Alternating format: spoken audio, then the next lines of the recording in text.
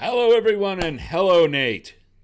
Hello, Greg. Hello, Internet. Hello, birds. Hello, all that stuff. We're excited to be back for another What's This Bird Live. I'm Nate Swick. That's Greg Neise. We're back 2 weeks after our last one for another afternoon of bird Wow. discussion and bird identification. Lots of people chiming in from around the ABA area. We're excited to have you. Thanks so much for joining us on this lovely summer afternoon. Kathy Pasterchik from Albuquerque, New Mexico, Buddy Campbell from beautiful Beaufort, South Carolina, Josh Fecto from Maine, Cheryl from Kansas, Scott Hickman from the UP. That's just on the YouTube. Greg, we got a lot of folks Yeah, chiming in. Hi, how you Facebook's a doing? little Excited to talk Facebook's a birds little with you. slow right now. Facebook's always slow. People are getting off that cesspool. Oh, sorry, Mark Zuckerberg. He's going to ban us again. We're going to He have is. trouble with Yeah. Facebook again.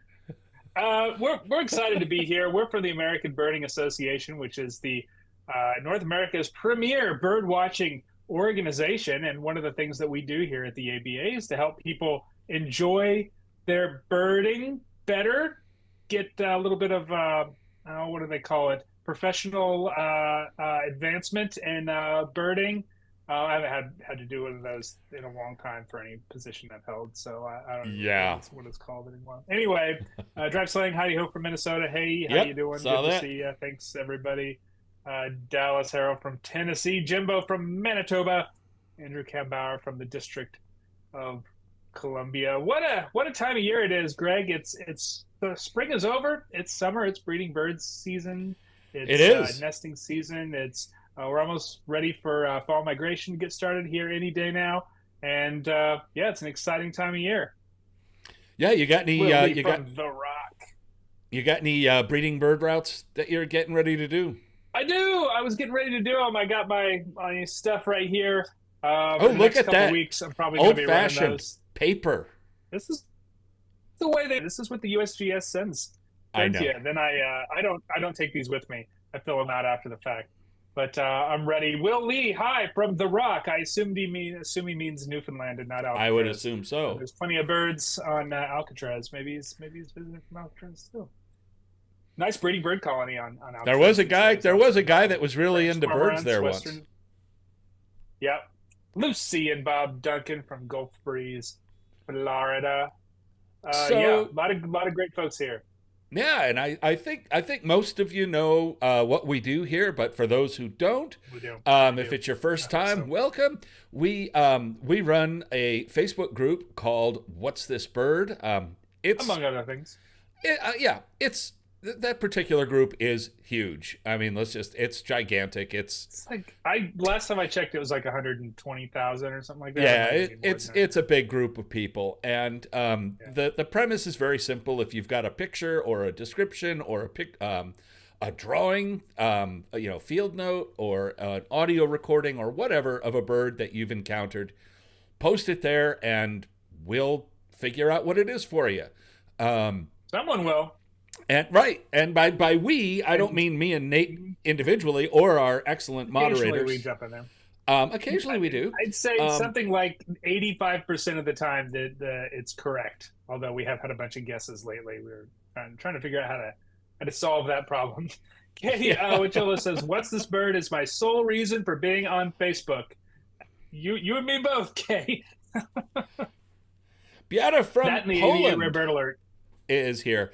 Yeah, so every Oh, couple of weeks I go through the group and I pick out images that I think are interesting would be interesting for us to talk about for various reasons.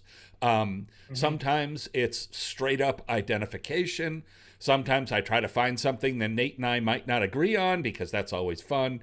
And then sometimes, kind of like today, um, more into birding craft and um, birdcraft. more like how to rather than what is it. So that's kind Yeah, of for the sure. One the of the mission here. interesting things about that group, at least for me, and I'm sure you feel the same way, Greg, because I think we've talked about it, is that um, there's a rhythm to that group. There are certain birds that pop up at different times of year. We know that, Absolutely. in the fall, we're going to see a lot of blurry photos of shorebirds and some fall warblers. And, coming into October, we start to see some sparrows, ducks, migrating raptors. This time of year, it's baby birds and bald It is. cardinals a lot of times. So yeah, there's a rhythm to it. You can almost predict what the time of year is, at least in North America, based on the kind of questions we get in that group, which is Baby kind of interesting. baby birds, to talk about baby that. birds and birds molting. Yeah, we'll get more into it, but birds molting into um, another plumage. So like a lot Yeah, of species, and what I mean by that, what I sometimes mean by that. adult, Well, no, I was sometimes going to say pre-adults, yes. sometimes Yeah, yeah. There's a lot of different plumages that birds will yeah. run through, especially in that first year. Pardon me. But yeah, I mean, some birds hold on to what's called first winter. Like if you go through guides like my favorite, the Sibley Guide, they call a lot of the plumages first winter. Um, Mm-hmm. and they even go so far as to say, September through March or something like that. That's I find that almost suggestive because all the time you run into birds in May and June that are still hanging on to what It does is happen. described as a first winter plumage, or, and we'll get way more into this in depth later, they're in a transition that's not illustrated. And you kind of have to put the puzzle together to figure out what it is. Yeah, molt is an interesting concept in birds. It's not like they drop all their feathers at once and immediately start from scratch all at the same age. There's Right.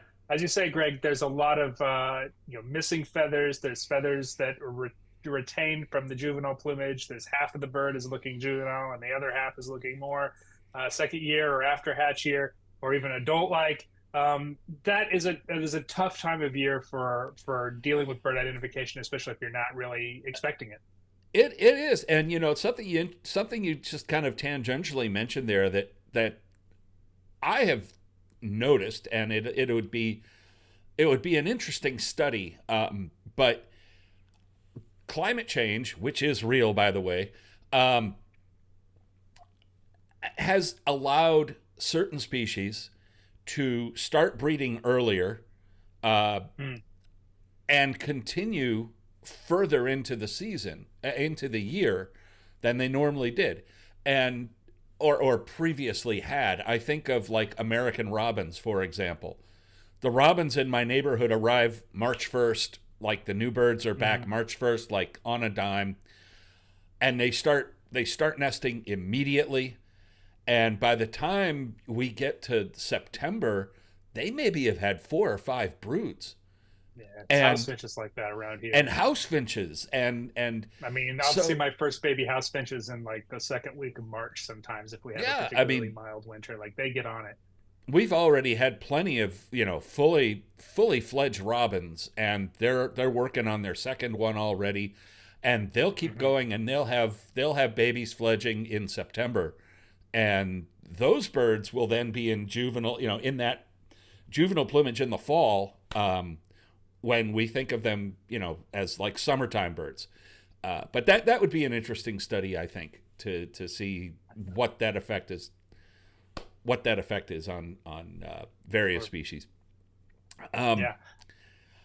We get a little bit of then, housekeeping before we get going. uh, Did you have something further on that? I was just oh gonna no, say, not on that. I was just gonna say that one other thing we do here is, as you might have guessed from all of the shout outs. oh yeah, that was what I was gonna do. Oh, We gotta, okay. Well, we're thinking alike here. that was indeed what I was gonna do. We we watch the comments on YouTube and Facebook, and if you have anything to say, if you've got a question or a comment, drop it in there. We're watching, and we will do our best to get to it. And so Absolutely, yeah, that's what I'm doing when I'm looking over here. Every time I look over to same my here. right, Same here that's to that's my my other to my right screen. That's my also. other screen.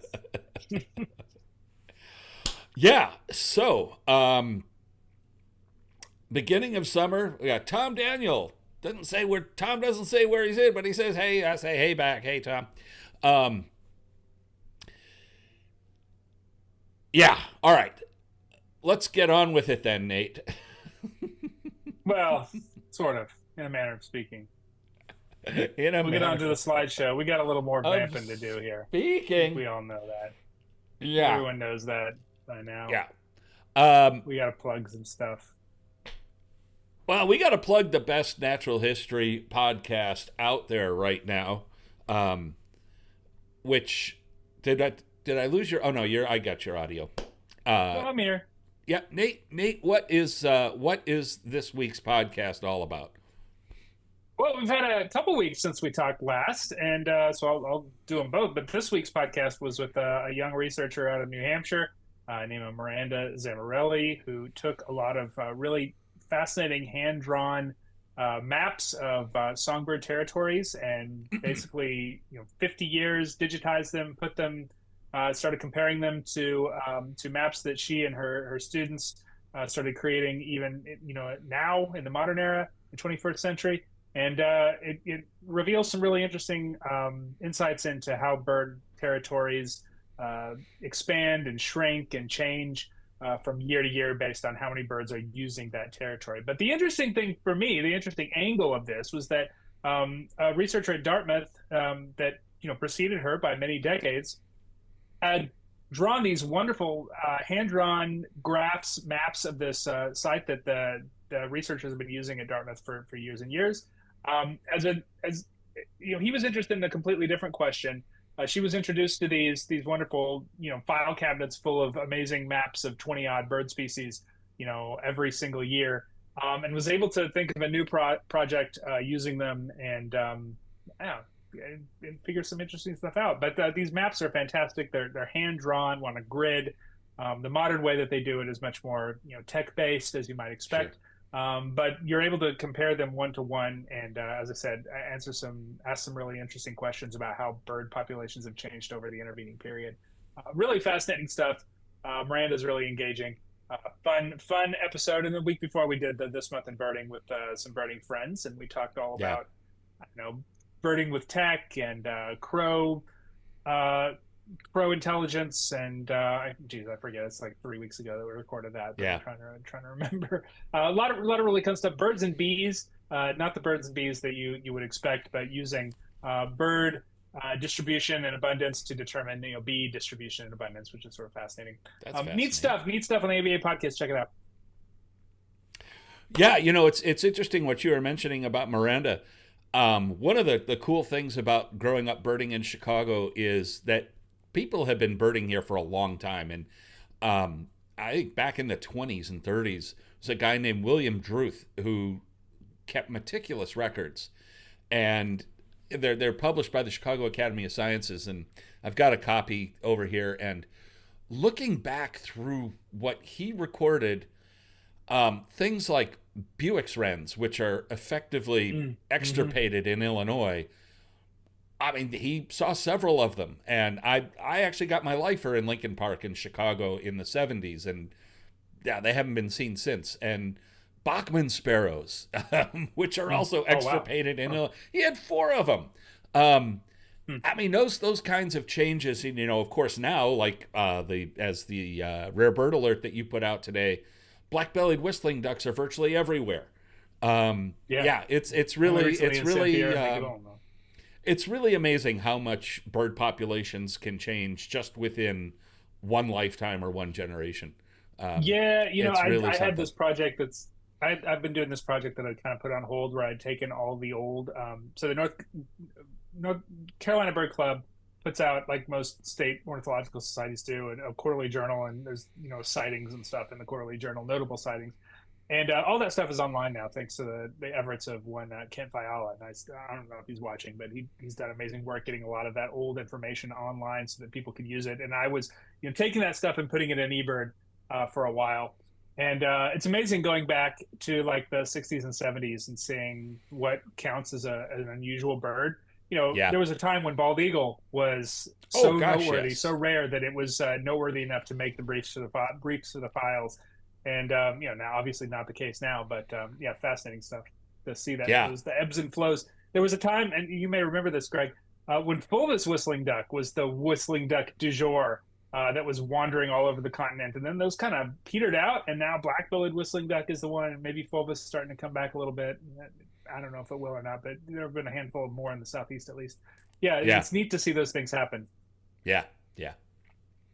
All right, let's Honeys, jump there used to into be a lot some more honeys. birds. Anyway, yeah, let's talk birds. Sorry. Yep, yep. What do we got here? We This got a one is perching bird. this one's from Nevada. Um, I mean, the first thing that jumps out at me here is the long tail. I mean, I Yeah, yeah. I mean, the it's long tail for sure. The big, thick, triangular bill, and this yep. is sparrow to me. And the sparrows with long tails are the ones that aren't called sparrows, but nonetheless they are sparrows. The towhees. But this Yeah. there's a lot going on here that doesn't really look like any towhee that I'm Well, super familiar with. it kind of does, and as I mentioned Well, early yeah, on, in parts. as I mentioned early on, part of a little bit of a sort of a mini theme we're going to talk about here is, of course, summer birding when birds are in all kinds of weird plumages, and this is one. And like I said, the thing that jumps out here is there's a lot of pattern. As Nate said, Hmm. the bill looks like a sparrow, but the tail is big and long, and it's got white spots on it, and that really narrows things down a whole heck of a lot. So we're going to go to a quick comp here and get one of the first birds out of the way, which is sage thrasher. Um, has that same long tail with white spots on the outer tips, but it's much paler. It has a yellow eye. It's got a thin bill, so we can get rid of that. Um, as Nate mentioned, the next choice with a tail like that is the towhees, and there's two towhees in Nevada. There's green-tailed and Yeah, spotted. Um, but I this think bird has a so. Just oh, sorry, didn't want to no. interrupt. Go Go ahead. Go ahead. ahead. Go ahead. I was going to say one of the things to kind of think about when we're looking at young birds is to kind of disregard almost the body feathers, like ignore those. Those can be very variable. Those change over, two, three times in the bird's first year. But the one thing that stays standard almost for the entire, first plus 18 months of the bird's life after they grow those feathers are the flight feathers, the wings and the tail. They're going to hold Right. on to those. Those are going to be the closest to the adult versions of those feathers for all of these young birds. And so if you're looking at a bird, especially sparrows, which can be, as you can see here, just like really really streaky and weird in their first kind of post downy, coat of feathers, what they a lot of times is called formative plumage or juvenile or formative. Um, the body's going to be very very different, but the wings and the tail are going to be pretty similar to what you'd see in an adult bird, because the rest of the body is going to be molted again and kind of changed to match that. And I think if we're looking at the wings and the tail on this bird, big long black tail with big white, a white spot there towards the end. Yeah. That says spotted towhee to me. A green-tailed towhee, very Yeah. similar structurally. Body real streaky, looks really can look kind of similar, but the tail and the wings, the flight feathers are going to be very different. They've got that kind of neat kind of olive khaki that the green-tailed towhees have. Well, it's got a green tail. Green tail's right in the name. So I think that Exactly. pretty easily eliminates that. Yeah, and the talking about the progression that I mentioned earlier, if you look at the two spotted towhees on the right side of this screen, the one at the top with its mouth open is a very fresh juvenile, and Yeah, that plumage is very short lived. It molts out of that very quickly. If you look at the top left, which is the bird in question, that is in the middle of transition, and it kind of hangs on to that kind of plumage. It's quite variable, but it hangs on to that kind of plumage much longer. So in the summer, late spring and summer, or in places like Nevada, it would be, I mean, they'd probably start breeding in March. Um, the pattern sort of fills in, and you have to kind of interpolate. You have to sort of figure out, like, look through the streaks and look through all the other stuff that's going on, like, Hmm. especially the green-tailed towhee. It's got the green wings and it's got the green tail, but it's got a lot of other stuff going on that you kind of have to put aside or look through, to see what that bird is going to look like as an adult. Hmm. It looks a lot like a young chipping sparrow too. Ignore the wings, ignore the tail, but the pattern on the head, the breast, all that stuff, it looks a lot like You're chipping talking about the sparrows. Maybe green-tailed it's because I've got towhee, a bunch of the absolutely. green-tailed towhee. Yeah, Yeah. maybe it's because I've got a lot of young chipping sparrows outside my yard these days. Well, But yeah, they look quite like that. and it is, I mean, it is a sparrow, and It is a sparrow. Yeah. that, and other birds that have a thick bill like that, like the grosbeaks, and even the, tanagers have kind of thickish bills. Like western tanager, which has bold wing bars and has some streaking when it's very young. Um, None of those birds have a tail like our bird in question here, which is a Yeah. spotted towhee, and Yes. really only the towhees and the thrashers among mid to large size uh, passerines have that long tail, unless I'm missing something. I usually am somewhere. Um, but I mean, I don't have a hard time thinking of them. there's a lot of small passerines like warbler size, like gnatcatchers and bush tits and wren tits and things like that that have those big long tails. But Hmm. as the birds get bigger, closer to robin size, not very many at all. Yeah. Interesting thing to note about the flight feathers on these birds is that they will hold on. These young birds in their first year and into Grackles, their second year will grackles. Oh yeah, they do have kind of longish tails. yeah, Um, they will hold on to those flight feathers for an extended period of time. Most birds will, even birds that molt twice a year, like change from spring to winter plumage, like warblers, for instance. They will only molt their flight feathers once a year because that is yeah, that is a really big undertaking, a lot of very energy intensive.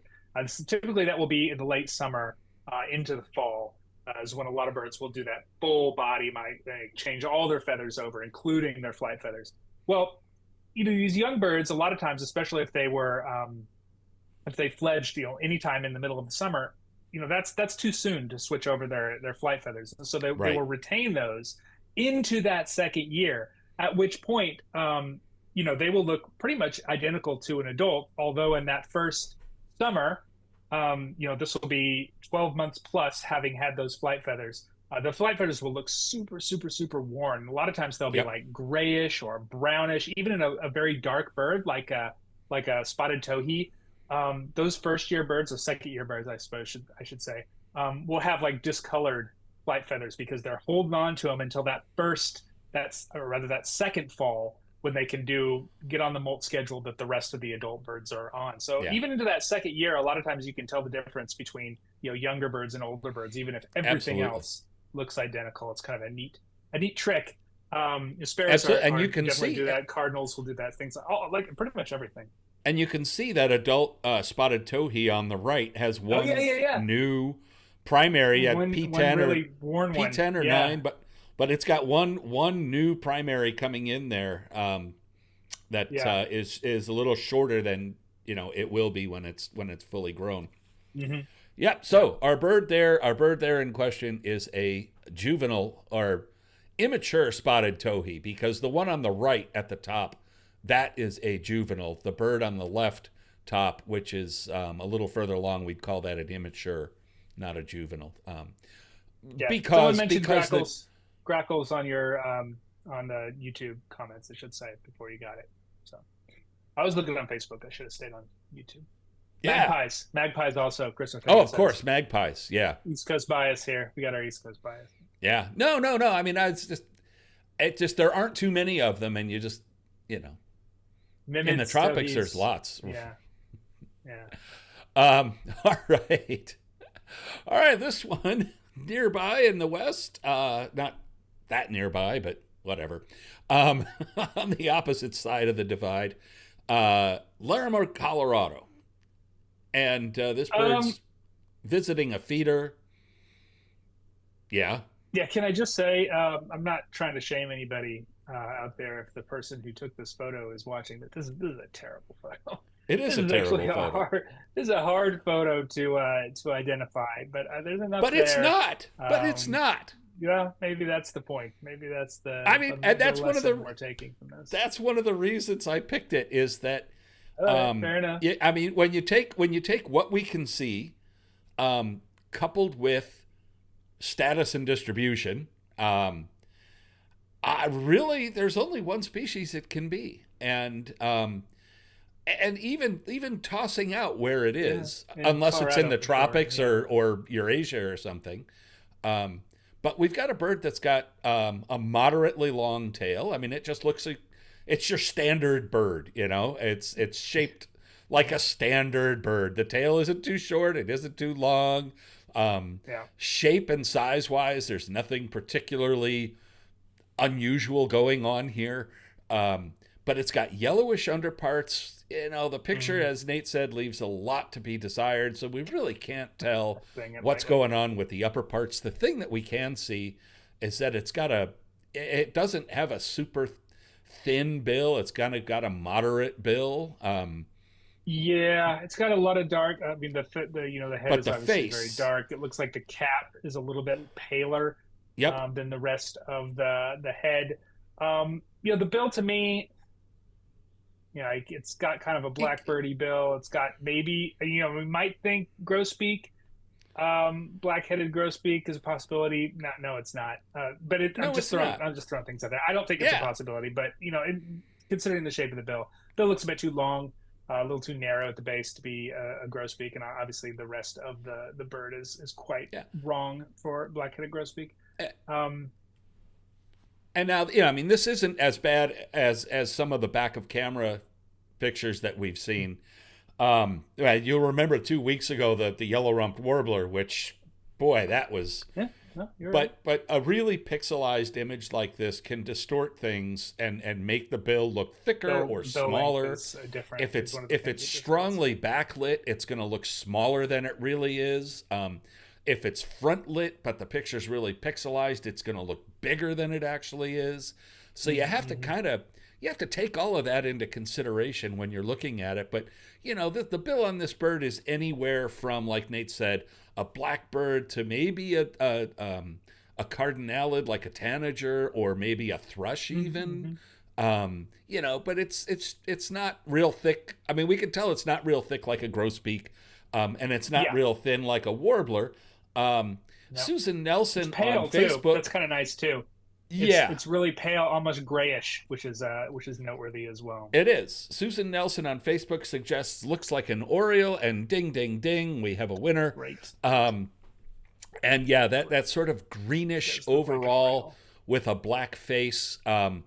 There's really for well in Colorado, there's really only a few birds that are like that, and they're all Orioles, and Hmm. none of them has that much black in the face. It's like hooded Oriole might occur in southwest Colorado, um, but uh, like some of the other southwest Orioles, it has a little bit of black in the throat and a little bit into the Hmm. face, but it doesn't have half of the head black like this. No. And most of them like go down into the throat a little bit, Yeah. and if but the thing It's is, got a if you longer go through the tail field too, guide, like let a me let me longer kind just of look spoon-shaped tail almost. before I say Pendulous something tail. about what Sibley has done. Let me just look to make sure. Um, yeah, so part of the reason that I picked this is because if you look in the field guides, here we see orchard oriole, which is what this bird is, but it doesn't look like an orchard oriole in the field guide, nor does it look like the hooded oriole next to it. So what the heck is going on here? And that's what I was talking about with the towhee. Is the field guides will show you at one end and the other end of the process, but not in the middle. Hmm. The whole And process. and those birds in the middle get really confusing. So this bird Yeah, is an orchard absolutely. They're oriole. kind of halfway in between. And as you say, Greg, yeah, that's I love that because it does show, birds aren't dropping all their feathers all at once. They're molting them and replacing them piecemeal. Yeah, And they tend to come in patches. And this happens we get this in, fall with shorebirds. A lot of times we get Yep. this with a lot of passerines. Warblers molting from their very well-known breeding plumage to their more subdued um, winter plumage, as especially in birds that have a lot of difference between those plumages, like black poll or chestnut-sided or things of that nature. Yeah, sometimes you get these birds that look kind of splotchy or halfway in between, Yep. and you just got to kind of trust that all the other stuff looks right for that bird, and kind of use your imagination, I guess, a little bit when you're looking through your field guide to try and find what they look like in those middle Exactly. stages, which don't really last too long. No. And because they can be so variable, a lot of field guide authors are not going to include them because there's no way that you could illustrate every single, minuscule step along the way from a first year male orchard to an adult male orchard.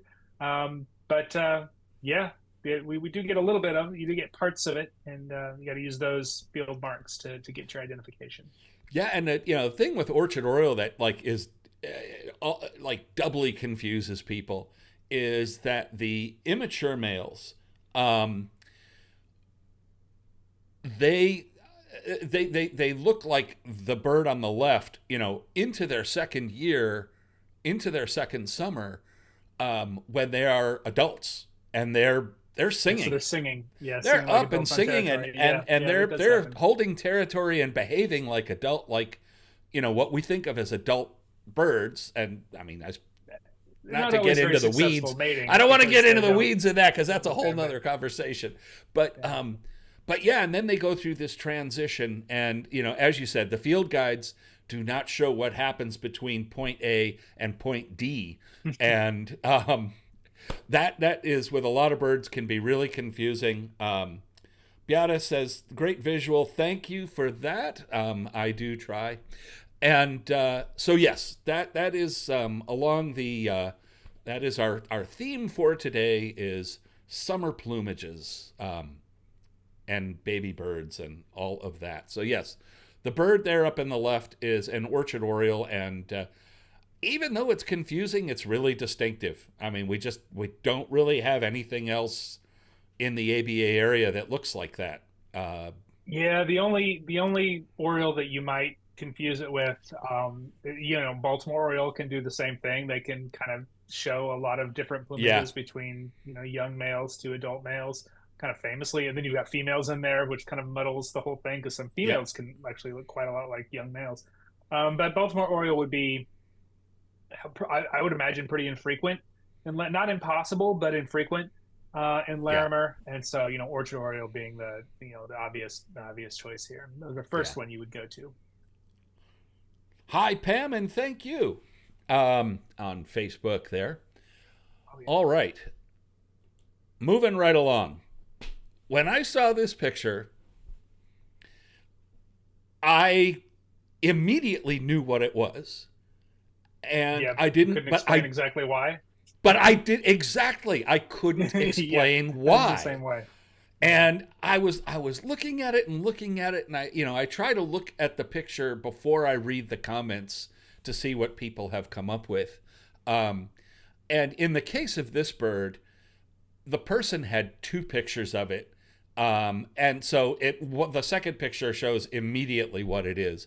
But I looked at Mm. this first picture, and I was like, all right, I gotta use this one because it is it's a great example of, I don't know, filtering, I guess is the word that comes to Mm. mind, but it's not the right word. I'll give you an example of what I'm trying to say, ineffectually.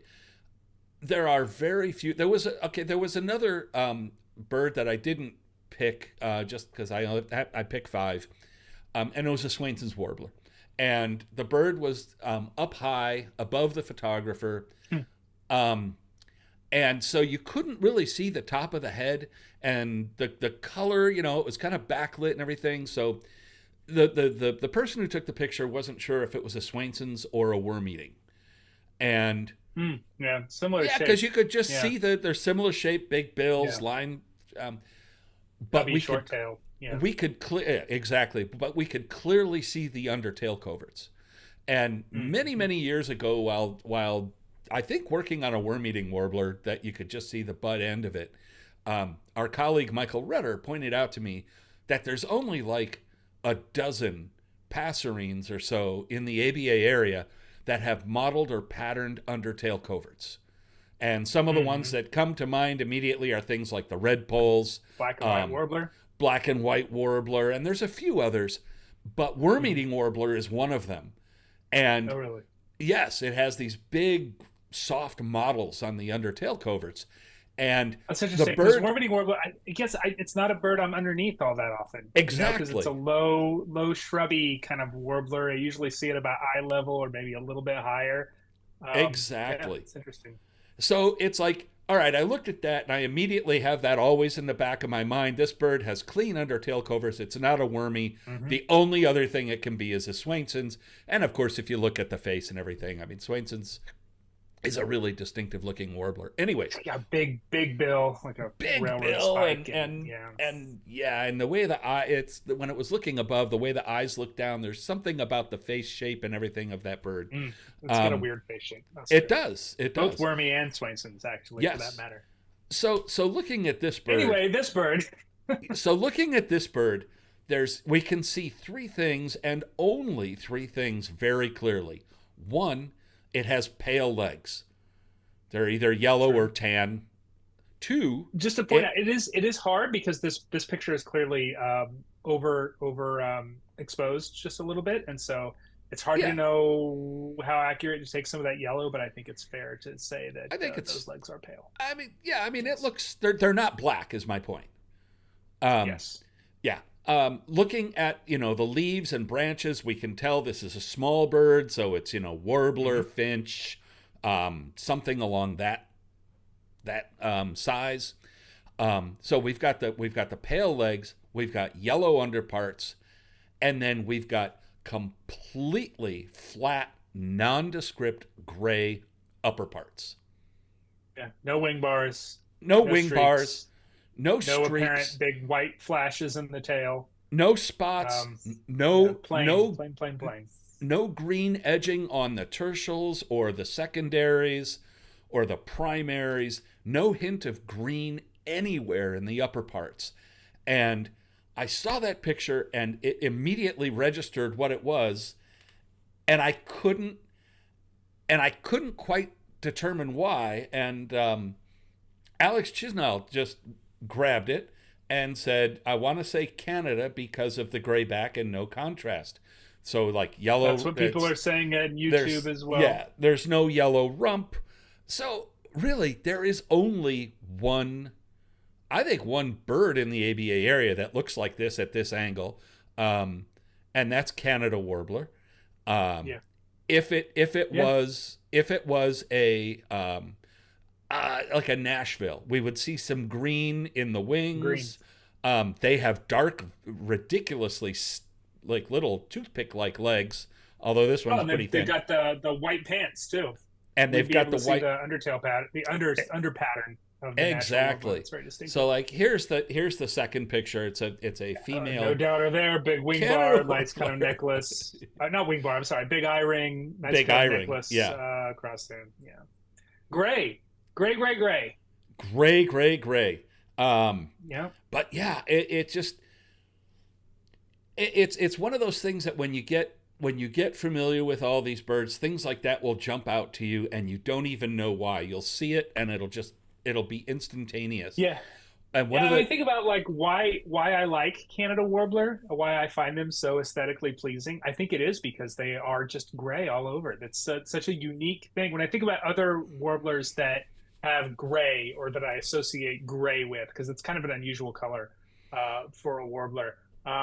Magnolia warbler. Well, no, it'd have the contrasting rump and it'd have the streaks on the back.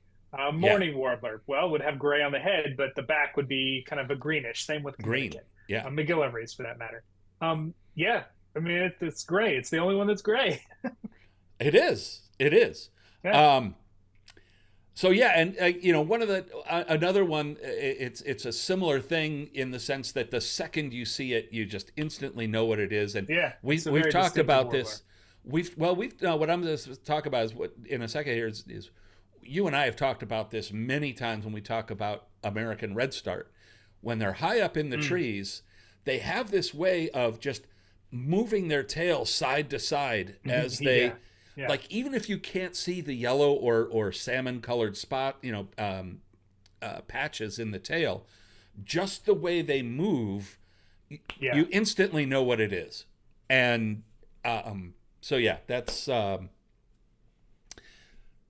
was the point I'm trying to make. You instantly know what it is. Canada warbler is a very distinctive warbler, just both not just in terms Yeah, of the way the plumage looks, the grayness of the back, the tail, the lack of wing bars, the kind of all over plainness of it. But they're kind of plump, they're kind of round, they feel yep, kind of very big headed to me. I don't know whether that's because they have a shorter tail. I think of other birds that are kind of in the same parts of the woods because it's another one that's kind of low down. low warblers. They like those tangles like honeysuckles and rhododendrons and mountain laurels and stuff like that. Um, Wilson's warbler is another one I sometimes see in there, but it's very yellow all over, kind of greenish on the back. Yep, A lot of what's another warbler I see low? Maggie, chestnut sided, all this. It's just super, yeah, super, super distinctive. I guess I'm coming to terms with how I feel when I see a Canada warbler. It's always a little bit of a surprise and always very pleasant. yeah, yeah. No, It's like, oh, it's that's not different. Ooh, it's not really a common bird anywhere. I mean, it's not no, uncommon, but it's always a thrill to see one. It's not they like a breed yellow in the rump. Southern Appalachians Yeah. reasonably commonly, but yeah, But it's not like a yellow rumped or a magnolia where when they're in, you go through the woods and you'll see a dozen of them without trying. Yeah. You'll go out and see one or two, and that's about it. Oh, common yellowthroat. That's another one that I always think of as gray, even though there's very little gray on a common yellowthroat. Just Yeah, there's hardly any gray on a common yellowthroat. They're but a green gray is and the color I yellow associate and with them. buff and. Yeah, they're very green. Very Anyways, green. this is not a warbler. No, not at all. Changing gears. This bird is very easily identified, or is it? Yeah, so we're looking at a big old shorebird here. Yeah. We've got nice big patterns, kind of splotchy around the neck. But the thing that stands out to me is like those big, long, thick legs. Yep. The Gray legs. Based bill. Yeah, gray legs. I'm thinking of kind of larger shorebirds. I tend to think of, Whimbrel, the curlews, marble, the godwits. This is not that. It's got a big, Nope. thick bill, whereas all those birds have kind of a long, thin, skinny bill that either curves up or down, depending on whether it's a godwit or a curlew. But it's a substantial sized bird, and it's one I love, and I see frequently here on the coast where I live. It's a willet. Yeah. But It is. Which willet, Greg? Well, exactly, and that was the point of this one. But just to reiterate what you said, when we see a big shorebird like that with gray legs, really, if it's not as you said, one of the godwits or one of the curlews, or an avocet, really the only thing that's left is willet. But Yeah. in Florida this time of year, there's more than one willet. And Well, I don't know about this time of year. I mean, Maybe 2 months ago. Yeah, but there's, that's the thing with. I suppose there's some that could linger. There's always a few lingering. I mean, it's anyways. Without getting deep into that weed patch, there are two subspecies of willets, western and eastern, and the western is the one that most people see everywhere they see willets, and they're found across the ABA area. Most people, well, yeah, okay, except for those of us on the East Coast. Right. Those of you, but in the wintertime, oh yeah, that's the ones you're going to see the most is the western. Western willet is a bird that breeds in the the prairie pothole region of the ABA area, so northern Great Plains, southern Canada. That's where it's found. It's like a prairie willet. It's one of those prairie shorebirds that does that, like long-billed curlew, and there's a handful of other ones that are escaping me at the moment. But it winters along the East Coast, right? From all along the East and the West Coast too. They're in California as well, I should say. And the Eastern willet is our for those of us in the east, it's our breeding shorebird. They nest in kind of the salt marshes on the sound side of Yep. the islands. They forage on the beaches, just like the western willets, and they winter outside of the ABA area for the most part in the Yep. Caribbean and northern South America. Yep. But there's a period, relatively brief in the spring and longer in the fall, where we will get both of them, and they'll readily flock together, and you can tell the Hmm. difference between them. It's subtle when they are solo, but by when they're mixed in, the Western Willet tends to be a little bit taller, a little bit longer legged, longer necked, longer build. Eastern Willet is a bit more stocky on all those, and tends to be a bit more heavily marked. Western Willet, at least in breeding plumage, is a bit paler. Um, in the Yeah. winter they can look quite similar, and you're looking mostly at the structural differences for the most part. But Yeah, and yeah, the bill is really the biggest structural difference. It gives the Eastern Willet. The Eastern Willet has kind of a big crab cracking bill. Like they live in yeah, the edges of the salt marshes, and no, they're they they, grabbing they go after fiddler crabs. Yeah, fiddler and those crabs and they things. love those And what they call mole crabs or sand yep. fleas. Those are I've watched them forage for those for they love those And that's, I mean, it's kind of the same difference between black crown night heron and yellow crown night heron is, a little bit. yellow crown night heron has that big, chunky crab, crayfish, kraken bill, and black crown night heron's a little thinner, more decurved, and it's more general use. They catch fish, they catch, not that yellow crowns don't, but, yeah. So that, and the reason I popped this one up is that at least I feel people may have a different opinion. But I think at some point in the future, these two will be split into separate species. And They've been talking about it for a long time. if you're birding in an area where there's eastern and western willets, I would document them all like down to subspecies if you can, as you can, and keep track of that because I think some point these are going to be two different species. Yeah, I was down in South Carolina earlier this year in March with my family, and we'd go out to the beach, and there were flocks of willets. They're not huge flocking birds, but you'll see them in a half a dozen to 10, and there were both of them mixed in together, both western and eastern, in those flocks. They hadn't yet started turning to their molting into their breeding plumage. They're all pretty pale, wintry birds, but they're standing next to each other. You can tell the difference. Western willet is taller, it is lankier, it is a different bird. Supposedly they sound different too to my ears. I'm not quite sure about that, but I mean, I hear the eastern willets all the time. I don't hear the western willets quite as often. Maybe I should start paying attention to that too. But yeah, they're usually western is mostly gone by early May. Yeah, But there might be a few of them hanging around. And for this time of year in St. Augustine, where our mystery bird is, I think they're almost certainly eastern willet. And I yeah. would call this bird, even though it's kind of stretched out, I would call it the thicker, more stockier eastern willet. The legs look a little bit shorter to me. The bill especially looks very thick based and strongly bicolored. And it hasn't quite molted all the way on its head, but it's starting to show that kind of real diffuse patchiness that you see on the head and breast of those birds this time of year. Yeah, Alex on Facebook asked, Eastern Willet almost has the bill and head shape of a clapper rail without the tip droop. Wonder if that's just this picture. No, I mean they do have that kind of I thicker mean, as there's we've a been reason that discussing. sort of bill works in those habitats. Yeah, yeah, because they're going after crabs. Yep. Yeah. Um, Chris Ortega says we get pretty big flocks of westerns in the Bay Area. Yeah, I mean they're wintering there on the coast there. Fortunately, you don't have to figure out the easterns. Although I wouldn't shock me if there was a record of eastern willet in California. It seems like every bird shows up in California at some point. eventually, every bird Eventually, shows up in every California. bird shows. Yeah, all of them, All right, no we matter are going to where it's go from in the now. world. We're going to go now to Michigan, where the person who posted this asked if it was a crow. Reasonable. Reasonable. Um, Stocky black bird with a kind of a shortish tail.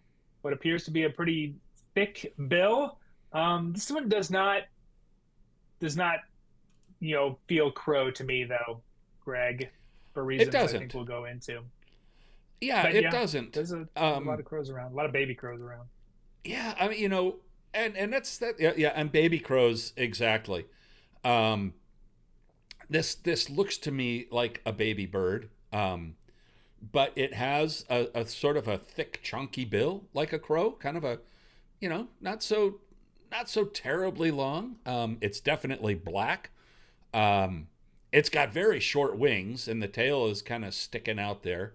And it's got some stuff going on with the face that just kind of feels to me Yeah, the face like is weird. it just kind of feels to me like a baby bird. Um, Hmm. but there is a clue here, so let's move on and take a look at that. So there's our bird in the upper left, compared with an American crow, a common grackle, and a starling, and I'll get to the red-winged blackbird there in a minute. Um, but as you can see, our bird is a pretty solid match for a common grackle fledgling, which is the bird in the middle. Um, and you'll notice the bare skin around the eye and on the face. And that is something that a lot of icterids show when they first fledge. So I included the red-winged blackbird just to sort of really accentuate that little bare-faced guy there. But yes, grackles when they fledge, they have a lot of bare skin around the eye, around the jawline, and behind the eye, and it's Hmm. very distinctive. Um, and crows really don't show that. And crows at this age also have bluish eyes, which is um, kind of distinct for a very short period of time. But yeah, they have bluish eyes. Yeah, even though I'm sorry, the tail of this bird is quite short. For a crow at any age, I would expect the wings to be much longer. And In the in short tail is, this rather the short wings is the sort of thing that immediately makes me think this doesn't feel like a crow. Um, and the bill shape is wrong. The mandible and the upper bill are more or less the same. They kind of give the impression that the whole thing is maybe drooping a little bit, whereas a crow, Yeah, the upper part of the mandible looks much more substantial, and the lower is a little more thinner. It's got a very distinctive kind of profile that does not hit these birds. There's a lot of young crows around. I almost hit one with my car this morning because they don't know how to get out of the road, but I slowed down for it. It got well, away. good. But yeah, you can also, with looking at fledgling birds, as we have been saying all along here today, they can be very confusing. But there's Hmm. several things that's that are very frequently um, there. Like I said, bare face in the case of grackle, and then there's other birds like I think robins have a little bit of bare face for a while when they first come out of the nest. But the sort Hmm. of disheveled look of the tail and the short Yeah. wings and the short bill, it's like as these birds grow, they grow very rapidly. The bill grows out, the feathers grow out. When you've got that kind of short tail that just kind of looks like it was Short stuck tail. there, Yeah. that would just looks like it That's a was very stuck together easily fledged randomly. bird. Yeah. um, and you can see it in the red-winged blackbird there. The starling in this picture, that bird's feathers are fully formed, and he's on his way flying around strongly. But the grackle and the redwing, they're just learning how to fly. Their feathers are short, and it's a very distinctive look. And once you get comfortable with your birds, the fledglings really will stand out. And then you get a Yeah, and challenge of another trying to thing, figure out what the heck they are. yeah, well, I mean, I was just going to say that the key for that is probably if you think you've got a fledgling, there's certain fledgling behaviors that we tend to see, the quick flapping of the wings, the mouth kind of open, and you can even see a little bit of a gape on our common grackle here, Yep. both in the composite and in the bird, the original bird.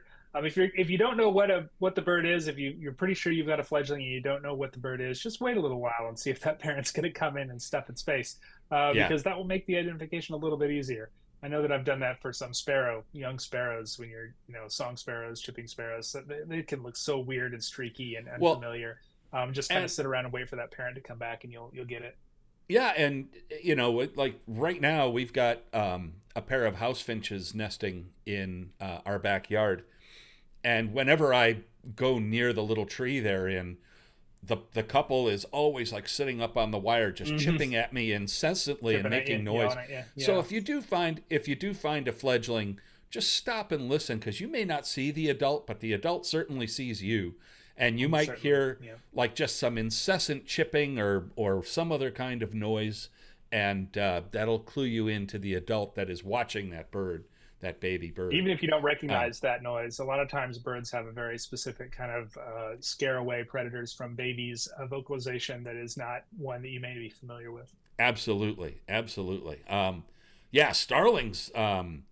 Starlings growl at the like. Starlings are really amazing birds. I Yeah. don't see that many of them here, but um,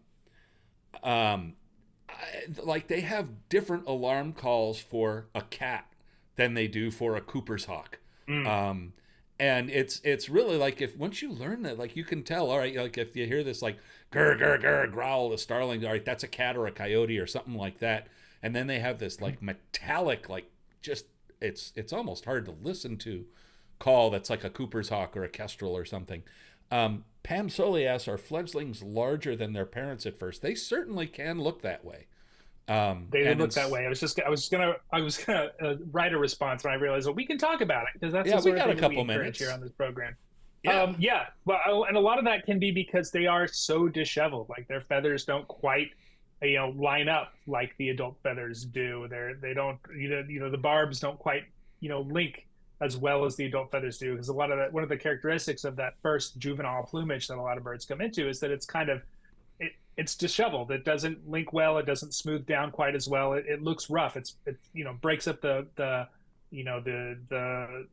the outline of a bird in a place that allows it to hide a little bit better. But they can look bigger because they're pretty much all like digestive system yeah, and mouth at that point too. So they yeah, haven't really kind of grown into themselves, but they can look bigger for sure. They may yes, not and they physically be bigger, but they can look bigger. and in some species, they have, and I think pigeons are really well known for Oh this. You know, in yeah, my yeah. my zoo, my years at Lincoln Park Zoo, they do a fantastic job breeding incredibly endangered Nicobar pigeons, and Mhm. the babies are called Baby Huey, because they outgrow the nest. They appear a third bigger than the parents, and they just kind of Yeah. sit there. And so yeah, some baby Pigeon birds, babies are particularly goofy looking. yes. And there were some baby mourning doves in, and I almost threw one in, but that's one that really throws Yeah, we'll get a people lot of off those. We'll get a lot of this those time of events as well. year. Is young mourning doves, when they first come out of the nest, they've got short tails, they've got short wings. Hmm. They're patterned kind of like a ground dove, but not really, somewhere between an Inca dove and a ground dove, but they We get a certainly, lot of reports of ground dove in late summer in North yeah, Carolina that it's turn out to be young mourning doves. yeah, young mourning doves are really, young mourning doves and young horned larks are like two of the most confusing Yeah, fledgling for young sure. birds out there. And they're common enough that they fool a lot of people. Um, so yeah, I think that is it The for grackle in the us. collage looks like a black capuchin bird, says Andrew Haffenden. Uh, yeah, Yeah, it kind of does. It kind of does. capuchin bird. It's got Speaking that. of an awkwardly shaped bird, That is an awkwardly shaped bird, and it is a yes, it does weirdo. have a It is similar. a It does weirdo. have that similar face, bare face patch, and bill size. Like a cashew fruit.